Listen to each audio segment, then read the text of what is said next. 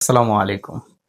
আপনারা তো সবাই জানেন আমি ইনশাআল্লাহ ২০২৭ সালে গরুর খামার দেওয়ার প্রস্তুতি নিচ্ছি এবং অনেক কিছু শিখার চেষ্টা করছি। সো আজকের ভিডিওটিতে আমরা আলোচনা করব বা আমরা জানবো আমি অ্যাকচুয়ালি গরু খামারের জন্য জায়গা যে জমিটা প্রয়োজন সেটা কি লিজ নিবো? নাকি একদম কিনে নিবো? কোনটা কিভাবে নিলে ভালো হয় সেইটা নিয়ে আজকে আলোচনা করব। চলুন আমরা কথা বলি। আজকের এই বিষয়টা নতুন খামারিদের খুবই কাজে আসবে আমি মনে করি। কারণ দেখেন আমরা যখন আ একদম কিনে জমি স্টার্ট করব মানে একদম নিজের স্থায়ীভাবে করে নেব তখন দেখা যায় আমাদের গরু খামার করতে গেলে অনেক টাকার প্রয়োজন হয়ে যায়।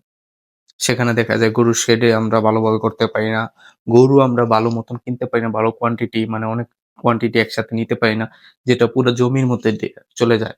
আবার এখানে আরেকটা প্রফিটও আছে যদি আপনি জমি না কিনে স্টার্ট করেন।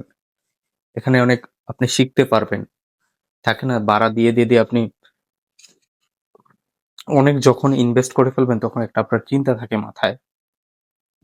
আর যদি অন্য জায়গার মধ্যে আপনি ১ম এ ২-৩ টা গরু কিনে স্টার্ট করেন বা ১০-১২ টা গরু কিনে স্টার্ট করেন, সেটা ১ বছর, ২ বছর আপনি রেন্ট দিলেন, টাকা দিলেন সমস্যা নাই তো। আর যদি আপনি নিজের টাকা দিয়ে কিনেন তাহলে অনেক ইনভেস্ট করতে হইতেছে। একটা জমি কিনতে গেলে অনেক টাকা প্রয়োজন হইতেছে বাংলাদেশে।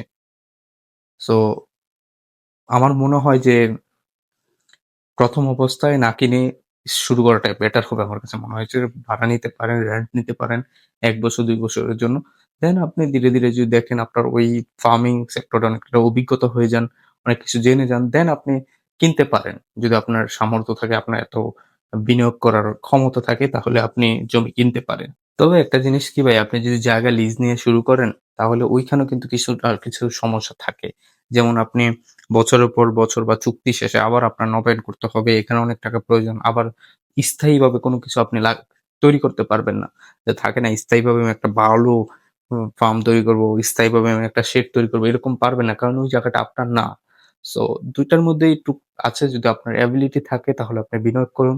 আপনি জমি নিয়ে নেন একসাথে এটা ভালো।